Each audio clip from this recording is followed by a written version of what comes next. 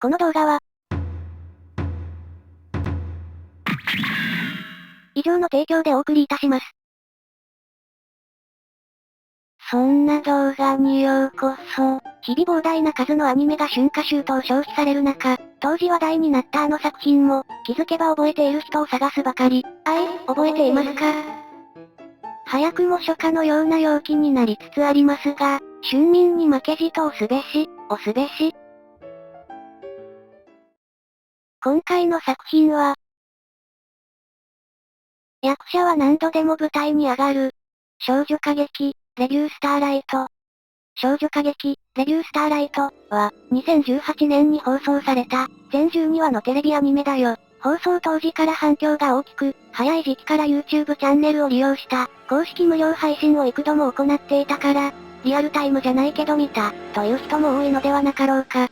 今回のテレビアニメのほか、ソシャゲ、4種類のコミカライズ、ミュージカル公演予定に加え、2020年には劇場版が発表。今年5月に劇場版新作も公開決定と、現在進行形で油がノリノリだね。このレビュースターライト、舞台演劇がテーマであることと、ピンドラ、で演出と脚本を、ゆりくま嵐、で副監督を務めた古川智弘氏の、初監督作品であることから、生原邦彦作品に連なる印象で見られがちなアニメでもある。しかしそれは、非常に表面的な要素を拾い集めているに過ぎない。視覚的に架空世界を表すことに長けた媒体、アニメーションの魅力、先人たちが確立した、その多種多様な技術を浴びて育った一つが、今作、少女歌劇、レビュースターライト、なんだ。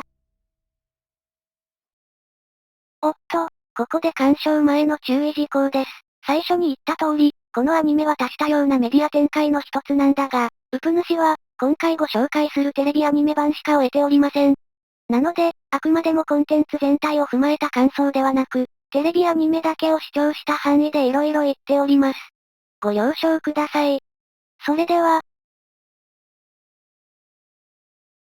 舞台は、現代日本の少女歌劇養成学校。物語は、登場人物たちによる戯曲、スターライトの上演から始まる。少女は、幼馴染と共に客席で見ていた、星の光に導かれる、女神たちの物語を、ぶつかり、いさかい、すれ違いながらも結ばれていく絆を、しかしそれは、引き離され、二度と会えなくなってしまう悲しい物語だ。それでも幼い二人は、8人が歌い踊る物語に心奪われた。その日から、あの舞台に登る、輝けるスターを目指すようになったのだ。場面は変わり、恐竜型の時計が午前5時半を告げる、すでに制服姿に着替えた露崎真昼は、急いでアラームを止め、ルームメイト、愛情カレンを揺り起こす。カレンは異様に寝起きが悪く、一人で起きられないのだ。一度忘れ物で引き返して、ようやくカレンは目が覚めた。レオタードに着替え、レッスン室の鍵を開ける。室内は、朝の涼やかな光が差し込んでいる。カレンは天子の名乗りを上げてから、センターバミリへ歩み寄った。このテープが示すのが、舞台の中心。通称ポジションゼロ、最もスポットライトを浴びる、主役の立ち位置だ。真昼も天候を済ませ、二人で授業前のストレッチを行った。すると、後からゾロゾロとクラスメイトたちがやってくる。口々に朝起きられたことを揶揄されるが、カレンは、舞台少女は日々進化中、とどこ吹く風だ。そんなかしましくなっていくおしゃべりは、一人の登場で静まった。天道マヤ。カレンたち、第99期生の史跡だ。マヤは天子の声とともに、自然とポジションゼロの上に立つ。それに呼応するように、他の生徒たちも天子の名乗りを上げ始めると、最後に彼女たちのクラス担任、桜木うららがやってきた。2年 A 組、俳優育成科28名、欠席者なし。今日もまた、朝の授業が始まる。彼女たちが通うここは、青少音楽学園、演劇界を担う後進育成のための、由緒正しき女学園だ。A 組は俳優育成科として、歌や芝居、日本舞踊を含めた様々なダンスを学び、B 組は舞台創造科として、演出や脚本、衣装や大道具などを学ぶ。担うものは違えども、彼女たちは舞台に憧れ、その世界に生きることを選んだ、いわば舞台少女。クラスメイトとは、演劇の舞台を共に作り上げる仲間でもあり、各々の実力でポジションを競い合う、ライバルでもあるのだ。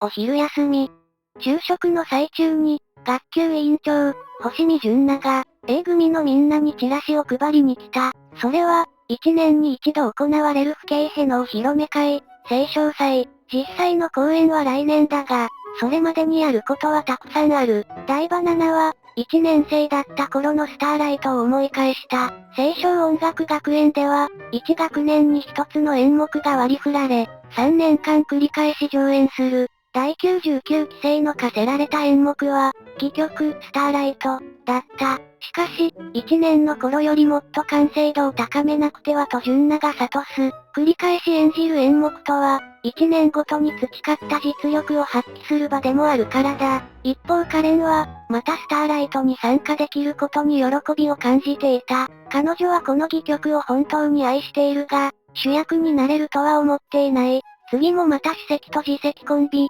天童マヤと西条クロディーヌが主役だろう。そうカレンが言うと、純奈がオーディションもなしに勝手に想像することではない、と、社交ダンスのホールドを仕掛けてくる。相当気合が入っているようだ。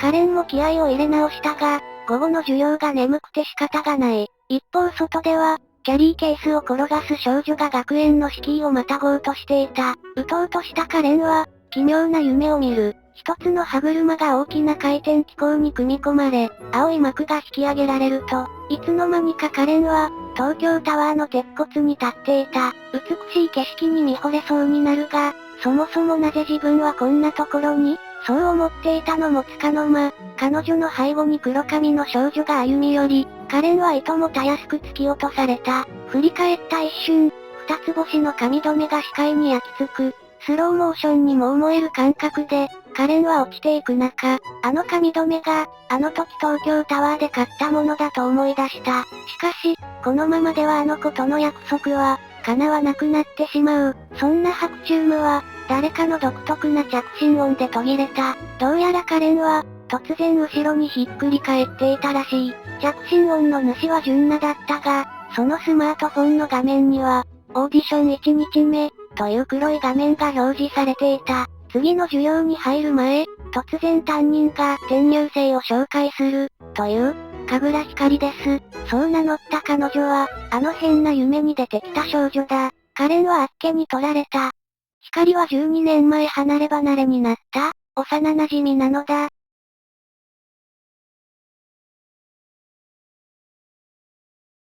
ここまでだと、普通の学園ものっぽいね。この少女歌劇、レビュースターライトは、あらすじを見ての通り、100年の歴史ある演劇学校、青少音楽学園に通う愛情カレンが、幼馴染、神楽光との12年ぶりの再会をきっかけに、舞台少女としての志を思い出す物語なんだけど、同時にカレンは、学園のもう一つの顔を知ることとなる。実は、校舎の地下には想像し得ない広大な地下劇場があり、人の言葉を喋るキリンが、謎のレビューオーディションを開催しているんだ。それは、選ばれた舞台少女たちだけが参加できる魅惑の舞台。最もきらめくレビューを見せて勝ち抜いた舞台少女には、永遠の主役である、トップスターという称号と、星のティアラが贈られ、本人が立ちたいと望む、運命の舞台に立つことを許される。カレンは何も知らないまま飛び入り参加して以来、光との約束の舞台の夢を叶えるため、クラスメイトたちと競い合うようになるよ。オーディションは確実で開催され、1対1のバトルロイヤルが繰り広げられる。専用の衣装を身にまとった舞台少女たちは、各々が持つ武器を用いて戦い、相手の上掛けを落とすことで、レビューは幕を下ろす。この、キリンのオーディション、初見で最も驚く要素かつ、物語の好き嫌いを分ける要素でもあるのだが、レビュースターライト、というコンテンツが、どのようなものなのかを知っていると、そこまで困るものではない。そもそも、少女歌劇、レビュースターライト、とは、ミュージカルが原作として発表された作品だ。発端は、ゲームが特に有名なブシロードの木谷隆明氏が、映像や舞台の関連会社であるネルケプランニングに、2.5次元の逆をやろう、と持ちかけたことにある。2次元のものを3次元の舞台や役者に置き換えるのではなく、3次元の舞台や役者を、2次元の世界に落とし込もうという発想だね。このため、レビュースターライトは配役を演じる役者と声優が、同一人物の担当になっていて、キャラクターの設定にも、それぞれ演者さんの性格が反映されているんだ。さらにミュージカルの続編がアニメ以降の時系列がまた次のミュージカルと、一つの物語が異なる媒体を行き来することから、二層展開式少女歌劇と公式に銘打たれているんだ。このように、発表媒体と異なる媒体に誘導するメディアミックス展開は、一般的に、クロス、メディア展開というよ。さて、ミュージカルが根幹であるコンテンツのあり方が、作中のオーディション描写とどう繋がるのかというと、キリンが彼女らの戦いを〇〇のレビュー、と称するそのままに、唐突に視聴者に叩きつけられるあの光景は、演目であるということなんだ。それまでのレッスン風景や和気あいあいとした学園生活が、年相応の学生である登場人物たちを映す場であるなら、地下劇場で全力をぶつけ合う彼女たちは、一人の役者、としてあの場に立つ。役者の戦場がどこかといえば、それは舞台に決まっているだろう？オーディション自体が、見る側に選ばれるための大舞台だからこそ、歌と踊り、舞台と照明によってなされる劇として演出されるんだ。自分という人間をいかに魅力的に表現するか、という役者の戦いなんだよね。全身全霊を舞台にとす役者の魅力、きらめきを放つ限り、ありとあらゆるものを味方につけて、役者は舞台に求められる。だからこそ、地下劇場に役者とキリンしか見えずとも、レビューの最中にスポットライトが差し、舞台装置が動くんだ。より場を支配している側を強者として照らし、相手に振り回されれば歌の主導権すら握られない。このようなレビューの演出は、突然世界が切り替わるシークエンスを挟むため、非常にシュールな映像表現と感じるが、実際は日常の生活と演劇という非日常、その両方を抱えて生きる、舞台少女たちの世界を見ているに過ぎない。レビュースターライトは、ミュージカル原作のコンテンツだからこそ、演劇的素養が、大変求められるアニメとなっているよ。では、ある程度知識がなくては楽しめないアニメなのか、そう思った未視聴の方々、のんのんだよ。これはミュージカルの様式を踏襲しているからこそ、純粋なアニメーションとしての快楽も追求しているんだ。もともとレビューとは、19世紀フランス発祥の目まぐるしい喜劇、その1年間に起きたトレンドを、風刺的かつ矢継ぎ早に繰り出すもので、歌と踊りにコントなどの芝居も加え、豪華な舞台装置や照明、衣装を用いた、多彩な演出のエンターテイメントが売りだ。日本だと、宝塚歌劇団が草分け的存在だね。演劇の中でもこのレビューをタイトルに選んだだけあって、少女歌劇、レビュースターライトは、とにかくテンポがいい。派手で大掛かりな仕掛け満載のバンクが、一大スペクタクルの舞台に続く快感は一目瞭然だ。キャラごとの演出が楽しめる、アクションシーンのかっこよさに加え、展開、セリフ、歌が三位一体と化した、個別のレビュー曲が盛り上げる。これがとても爽快で、この後のキャラはどんなものかと、物語の本筋と一緒に、とても展開が楽しみになるんだよね。また、レビュー曲は状況に応じてキャラが直に歌詞を歌う場合、と、キャラの掛け合いとは別の補足として機能する場合、に用途が分かれるんだが、この明確なミュージカル仕様は、1対1の肉弾戦というシーンに、当人の思想や感情、他者の感情の代弁、という情報を、気持ちよく転化している上、気持ちよくこちらに食べさせてくれる、シーンに歌を挿入する、という演出の強みが、非常に効果的に活かされているんだ。しかし、アニメとしての快感はレビューだけではない。学園生活に励む主要人物たちの様子だけでも、すっと自然に、細かい性格や、学園での立ち位置を伝えてくる。一つのシーンに必要以上の時間をかけないから、進みは軽やかでも、学生たちの会話は小難しくないから、人間ドラマに感情移入しやすいんだ。それゆえ視聴者は、前半の学園パートと合わせてレビューを感激することで、登場人物のきらめきを理解し、ここのキャラクターに魅了されるんだよね。だから、演劇演出の理解に自信がないという人でも、感情移入していれば物語に置いていかれることはないので、安心してほしい。回が進んでいくごとに関わる相手が変わったり、キャラが何を考えて会話に反応を示していたのかが分かったりと、流動的に移ろいながら進展する人間関係にも注目だ。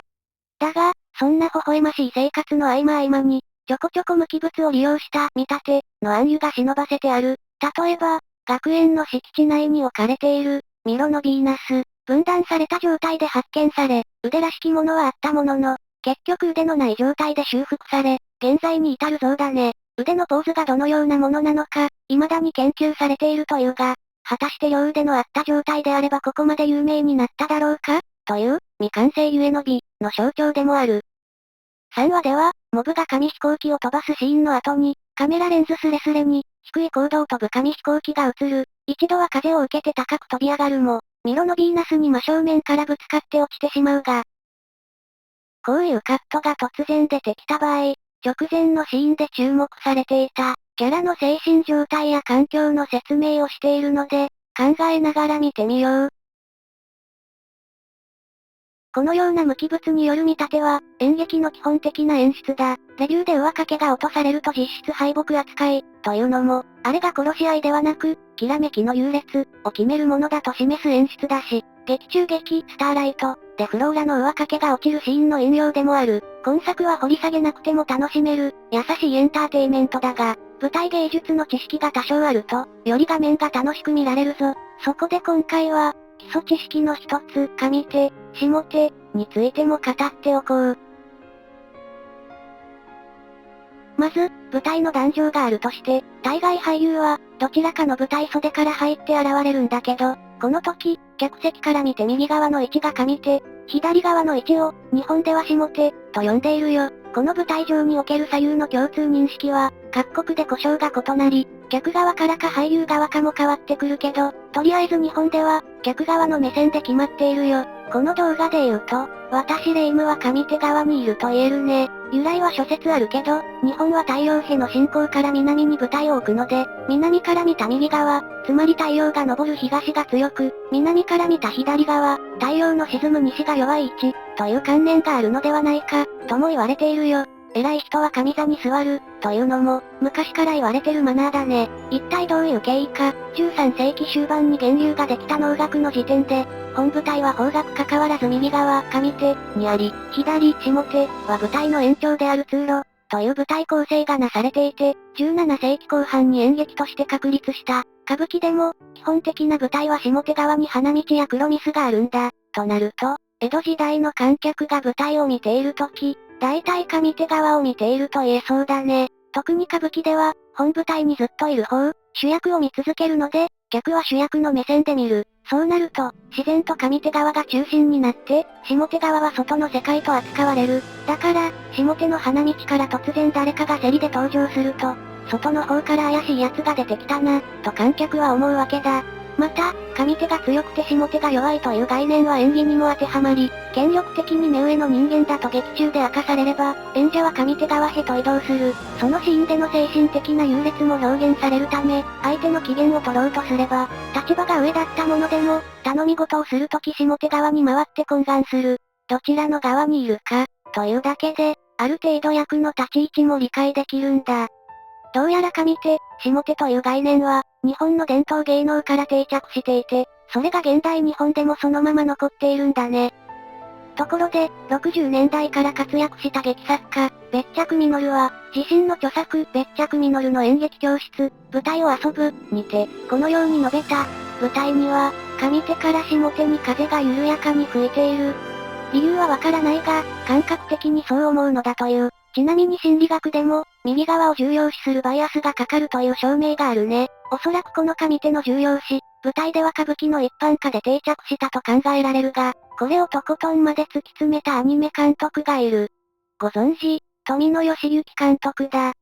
富野監督は、著作、映像の原則、ビギナーからプロまでのコンテ主義、にて、上手と下手の役割をベースにした映像演出として、主観的ながらも明文化したんだ。この映像文化における上手と下手に関しては、ガイナックスアニメ講義、第1回目の鶴巻和也監督も明言している。では、アニメ業界で広まった、演出としての上手、下手はどのようなものなのか、実際に、ゆっくり立ちにやってみてもらいましょう。カモン。今、マリサが下手に、ヨウムが上手に立っているね。先ほど説明したように、この時点でもうヨウムの方が強く優位な立場、マリサの方が、弱く劣位の立場にいる意味合いを持っているよ。単にヨウムが黒幕権力者で、マリサが虐げられる平民なのかもしれないし。バトルものなら、ヨウムが最強タイプの主人公で、マリサが雑魚キャラかもしれないね。別着詞は、舞台には、上手から下手に風が緩やかに吹いている、と言ったけど、鶴巻監督はアクションの主体になっているものが能動的に動く場合、上手から下手に向かって行動するのが基本、という言い方をしている。富野監督は、この上手から下手の動きを自然に強いもの、順路に従っている当たり前の動き、と説明しているけど、一方で、立ち位置が優位から列位の位置に移動する、動きでもあるため、上手から下手に移動して消えていく、というアクションにした場合、物語の中で倒される強キャラ、といった加工思考の演出もできるんだ。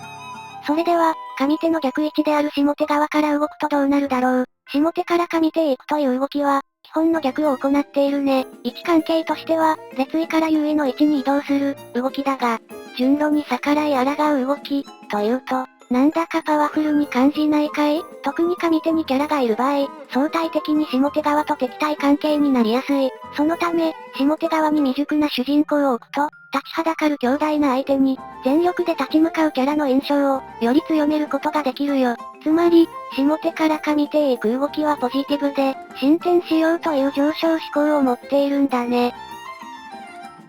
これらはあくまで、富野監督の解釈がアニメ演出の基礎として、広まったもので、なおかつ参考先が古典演劇であるため、現在のコンテンツが必ずしも、かような演出に即しているとは限らない。しかし個人的には、今作の古川監督が承知の上で映像のレイアウトを考えている可能性が高いのではないか、と推測しております。その理由については、この話が終わってから口述させていただくよ。それでは、実際に演出としての上手、下手を踏まえながら、レビュースターライトのシーンを見てみよう。あらすじより先の展開をチラ見せすることになるので、摂取したくない方は、先に1から2話だけ見て、どうぞ。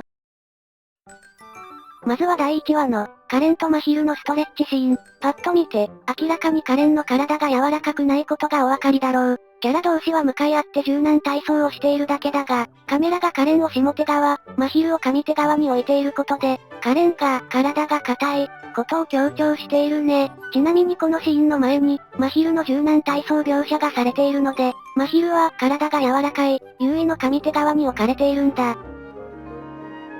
今度はより舞台表現に近い演出を見てみよう。同じく第1話から、情熱のレビュー開演直後のシーン。ここで対決するのは、転校生の光と学級委員長の純奈。最初は光が下手、純奈が上手に移されるが、光が構成に入ると、立ち位置が入れ替わって光が上手を取る。光から能動的にアクションを仕掛けたからだね。しかし、その後純奈が反撃してからはまた逆転し、上手から繰り出される。純奈の猛攻によって、光はより下手側に押し出される、という流れだ。歌も純奈のソロ曲とかしていることから、光が劣勢にいるのがわかりやすいが、ここで注目したいのが、カメラワークとはまた別の、舞台上の立ち位置。レビューの舞台を観客側から俯瞰したカットが挟まるが、舞台の真後ろには塔が置かれ、ここが中心かつ奥側であると示している。純奈は反撃によって上手に移動すると同時に、塔の前、すなわち舞台の中心奥を陣取るんだが、すると舞台装置によって階段が出現し、二人の間に上下関係が新たに生まれるんだよね。上と下の関係は見たまんまで、上が強い位置、下が弱い位置となる。カメラの接写だけだと左右の移動だけに注目しちゃうけど、実際は階段が出現してから二人の立ち位置は、中央奥の順奈に中央手前から光が来る、という構図なので、実はこの時点で、力関係が不動のものになっているんだ。上下関係を持たせた上で、さらに上手下手の演出が入っているから、情熱のレビューの純奈は、圧倒的に光を追い詰めているように見えるんだね。ここで、もう一例見ていただこう。第2話 C パートで結果だけ描かれる、天道マヤと西条クロディーヌのレビューだ。最初から剣がセンターバミリを突き刺し、その下にクロディーヌが映され、その次に、距離を取って横から同じ景色を映すカメラに切り替わる、明確な上下関係がわかる流れだが、本編を見ていない方々は、なぜわざわざ勝者が左側にいるように、と思うだろうが、これは背景に東京タワーの骨組みが入るよう設定されているので、1話時点で似たようなカットがある。光とカレンの対比となっている。同時に劇中劇、スターライトにもなぞらえていて趣深いんだが、それはぜひとも、本編を見て理解していただきたい。要約すると、カメラワークと実際の上下関係の合わせ技。これが、レビュースターライトの物語を支える重要な表現なのだ。そういえば、演出ついでにこの話もしとこうか。冒頭でも触れたように、レビュースターライトは、古川監督が幾にアニメで研鑽を積んだことと、代名詞である、あたし再生産、バンク、レビューの演出から、生原邦彦作品の影響が多大なのではないか、とか、実質ウテナ、とか言われることが多く、実際この動画シリーズでも、ウテナ系譜としての見解、を求められているのですが、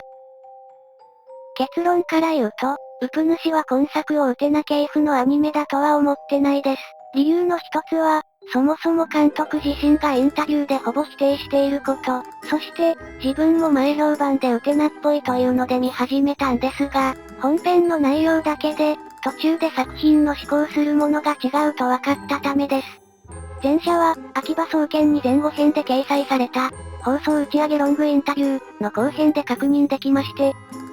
要約すると、もともとアニメーターとして業界に入った古川監督にとって、まず影響を受けたのが、庵野秀明監督のエヴァンゲリオンなんですね。上手、下手の演出もおそらく分かってやっているだろう、と前述したのはこのためです。よく言われてる幾国に関しては、どちらかといえば、映像の情報量を保持しながら、現場を無理なく回す、制作現場の技術の参考となった人物、というのが正解かと。逆に言うと、それだけ古川監督が技術を吸収できてるんですな。芸能スターと学校の恩師、ぐらいは違うんじゃないかな。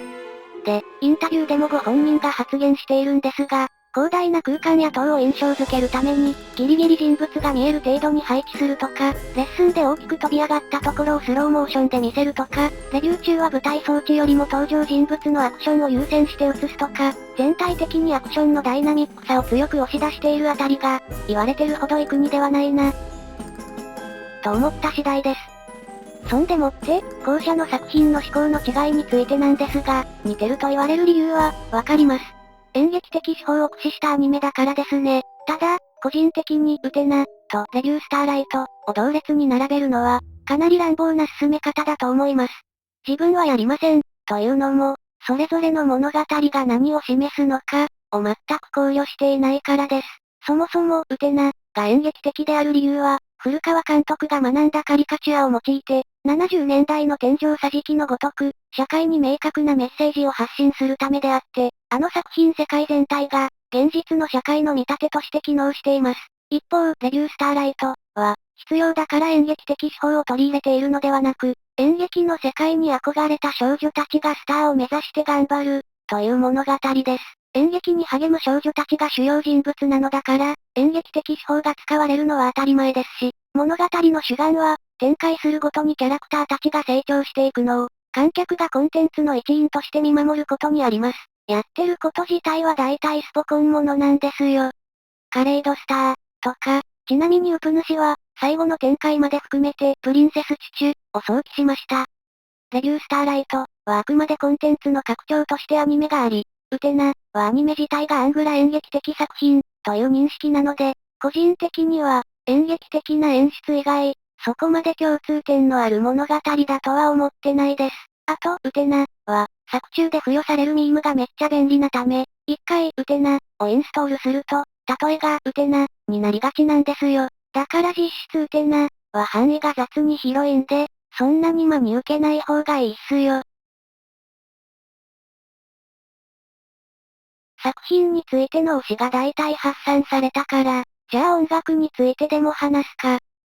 やはり歌劇をがっつり意識しているこのアニメでは、音楽演出は外すことができない。あまりにも重要ポジションなので、積もる話が、ありまくりだが、とにもかくにもまずオープニングだろう。1話のエンディングでお披露目となった星のダイアローグは、どん調が上がっていく映像とともに、物語の鮮烈な幕開けを告げる、生のオーケストラをふんだんに用いた、クラシカルな楽曲だが、A メロからバンドがグルーブを支え、アニソンには珍しい、3拍子が時折4拍子に混じる、という変拍子の構成が、いかにも劇的で、シンフォニックよりのプログレも想起させる。また、映像も曲にしっかりシンクロしながらキャラクターを愛らしく、しかもアグレッシブに紹介しているから、非常に見応えがあるんだよね。リアタイで即刻 CD を購入したんだけど、未だに何回見ても、心地よく見続けてしまう、素晴らしいオープニングだと思うよ。対して、3話からお披露目されるエンディング、フライミートゥーザスターは、一聴して、フライミートゥーザムーンのオマージュなのがわかるボサノバ風ジャズ、エヴァでフライミートゥーザムーンが使用された際には、劇中未使用曲も含めて膨大なアレンジバージョンが用意されていたが、フライミートゥーザスターもまた、それを見事に踏襲しながら演出に組み込んでいる。物語が一つ進展していくと同時に、毎回歌うキャラや映像が変化するので、物語の余韻に浸らせつつも、最後まで目が離せない。即興性の高さから、舞台と同じくジャズナンバーも備える、一回性の美しさを、音楽でも感じてくれ。オープニングは舞台版の作曲も手掛ける本田裕樹が、エンディングは音楽制作事務所、リブラスト、所属の田津野木弘が、作曲しているが、作詞はどちらも中村かなたの領分だ。舞台版から劇中歌に携わっている彼女だが、ことアニメ版においては、オープニング、エンディング、劇中歌であるレビュー曲のみならず、劇中劇、スターライトの、戯曲脚本や、声優の演技と歌唱指導まで関わる重要人物。脚本に関しては、中村氏が手のひらの星という絵本アプリをリリースしていた経歴が、制作会社キネマシトラスの社長、小笠原宗樹氏に触れられたことがきっかけだ。作品の性質上、音楽が物語の筋と演出を同時に担うため、音楽に関わるスタッフは早い段階で脚本打ち合わせに参加して、古川監督もキャラや脚本を起点に音楽を発注していたようだよ。この音響面まで監督が関わる制作現場は、当人がロジカルに分析したという、生原監督直伝、東映スタイル。音響監督山田春氏の手を借りながら、BGM やレビュー曲のアイデアを出していたんだね。しかし、なんといっても初監督、初音楽制作。ここで陣頭指揮を取ったのが、音楽プロデューサーたち。ポニーキャニオンの野島哲平氏と、音楽制作指揮担当アップドリームの山田康平氏だ。レビュースターライトでは、レビュー曲の制作を、綿密なフィルムスコアリングによって形作っていく。これは映像媒体で多い手法で、映像の尺に合わせて音楽を、後から作って当てていくものだ。まず、古川監督の方で脚本と絵コンテを早めに詰める。それから出た音楽アイデアを野島プロデューサーが受け、山田プロデューサーに楽曲の発注をかけ、曲ができたら、中村氏が音数に合わせて作詞。というのが制作の流れ。楽曲は、セリフや演出に沿って音楽を展開しなければならず、歌詞は先に舞台装置の演出といった映像のアイデアや、キャラのセリフを意識して作詞しなければならないので、多くの縛りプレイをかいくぐって曲が作られているんだ。メインで音楽を担当する作曲家は、所属会社が異なる、藤沢義明と加藤達也の2名体制になっている。レビュー曲の他に劇版の作曲も担当されていて、どれも生オケによる、贅沢でうっとりするサウンドトラックに仕上がっているよ。ちなみに、古川監督が最初に示した音楽の指針は、フィリップ・グラス。これは60年代からアメリカで活躍した作曲家だが、インド音楽から多大な影響を受け、後にミニマル、ミュージックとくくられる、反復的な構造の音楽で知られるようになった人物だ。とりわけオペラ作品や映画のサウンドトラックも書いている。現代音楽の作曲家の中では長大だが聞きやすい部類なので、興味があるなら聞いてみるといい。ところで監督曰く、足したようなレビュー曲はすべて、戯曲、スターライト、の章立てに対応しているらしいのよね。演者として舞台に臨むキャラクターによって、再解釈されたために、あのような現代的かつ、個性的なレビューになっているんだそうな。このあたりに関して、個人的に触れておきたい部分がありまして。オーディション17日目、露呈のレビューの開演です。36分41秒まで、歌って、踊って、奪っちゃいましょう。3話の天童マヤレビュー曲、誇りとおごり、と、最終話の光のレビュー曲、スターライト、の類似性についてなんですが、光のスターライトの伴奏、とても耳馴染みのあるフレーズですよね。その理由は、ほとんどサントラのブリッジの上、だからですね。で、このブリッジの上が初めて流れるところって、3話で脱走したカレンを、光が追いかけるシーンですよね。その後天童マヤが写真のクロちゃんを、見つめるカットが入ってから、レビュー突入しますよね。これはリアタイしていた時、12話視聴中ガチで叫びそうになったんですが、誇りとおごり、も、ブリッジの上、のアレンジじゃないですか。スターライト、聞いた瞬間に素材が同じなのに気づいたら、光が、私の名はクレイル、って歌うじゃないですか。天童マヤ。第99回聖賞祭でクレイル役じゃないですか。ブリッジの上？実質クレイルのテーマやんけ。リアタイジは全然調べないでアニメ見てるし、古川監督のあの発言は、2019年のアニセミがソースなので、調べるまでずっと知らなかったんですが、章立てに対応してて素材が同じってことは、多分キャラが引用して、再解釈してる戯曲の部分が、ほぼ同じだと思って良さそうなので、ちょっと裏付け取れた気がして、リアタイジの一時的発狂が報われました。音楽主体の映像作品は、こういうことがあるからたまらねえぜ。カヒカとマヤクロ、主人公コンビと最強コンビって対比ではあるけど、スターライト、で重ね合わせられてるところが、いいよね。きらめいてるだろ、MCR と深夜の修学旅行みたいなテンションなんだぜ。まあ、そんなことを思ってたら急に二顔が飛んできたり、177が襲いかかってきたり、と思ってたら突然マヤクロが、堂々公式最大手の顔で戻ってきて、面白かったですね。でも、みんなのお姉ちゃんとして覚醒したマヒルがめっちゃ可愛い。リアタイジだと、バナナが初めて負けて、ワンワン泣くシーンが一番ヤバかったです。あと個人的に、一人で強さが完結していたバナナの武器が、立ちと小立ちの二刀流っていうのは色々象徴的だけど、同部屋の、ジュンジュンも弓と矢で持ち物二つあるのが、いい。わかります？わかります。今この流れに乗じて何か書こうとしているのが、監督がキャラもの過激であることを意識してたけど、ほんと回が進むごとに全員可愛くてしょうがなくなってくるんだよな。ちゃんと舞台も追っかけてる人は、そのあたり偉いことになってそうだけど、ところでこのレビュー、コンテンツちゃんと終えてる方が勝つので、絶賛お楽しみ中の人は、適当に検査しといてくださいね。オーディション17日目終了します。さて、即興劇めいた本動画も、終わりが近くなってまいりました。今回は珍しく、画面の見方の話が多かったので、最後は改めて、レビュースターライトの物語について。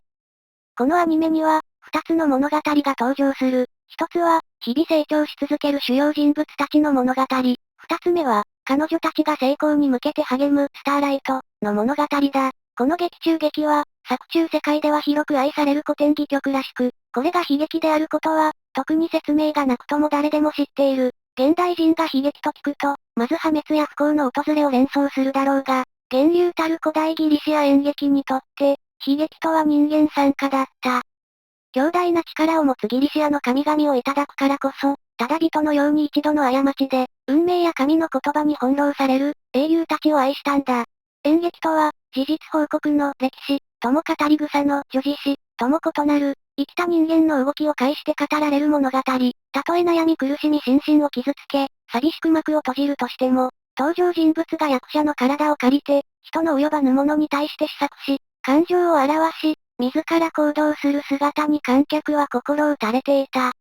戯曲、スターライト、が綴るクレイルとフローラの物語は、作中のキャラによって意見が分かれる。一人は仲良くなった二人が離れ離れになる悲劇だ、と言い、一人はそれでもフローラの勇気が良い、と言い、一人は結末が悲劇だとしてもクレイルの強さが良い、という、悲劇が生むカタストロフィの魔力は、価値観の問題に立ち返らせ、同じ物語に抱く鑑賞には、個人の人生観が反映されるものだ。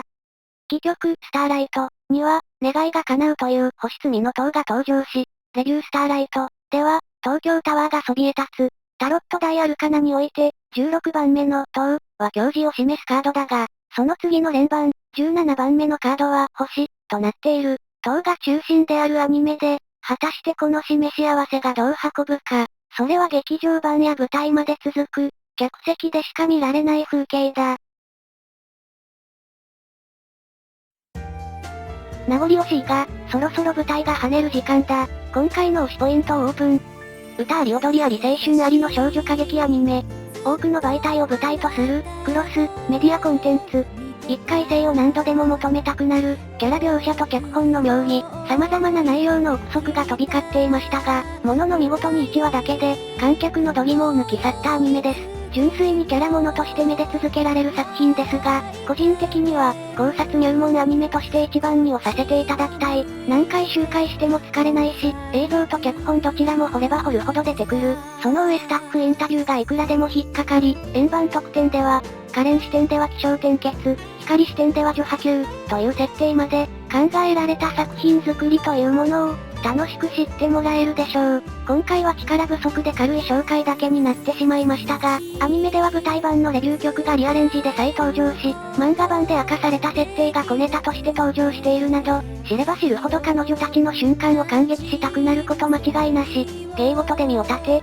誰を押しのけてでも頂点を目指す、強いエゴを胸に、何度でも自分を環境に合わせて再生産する、舞台少女のきらめきは、きっとあなたにも眩しいはず、わかります。舞台は水物、予測は破綻するかもしれないのですから、テンプレだが、とりあえず3話までは見てくれ。天童マヤの歌とエンディング曲を聴くまでは、見たうちに入らないぞ。それではここまでのお相手は、ゆっくりレ夢ムでした。また次のアニメ推しで会いましょう。舞台で、待ってる。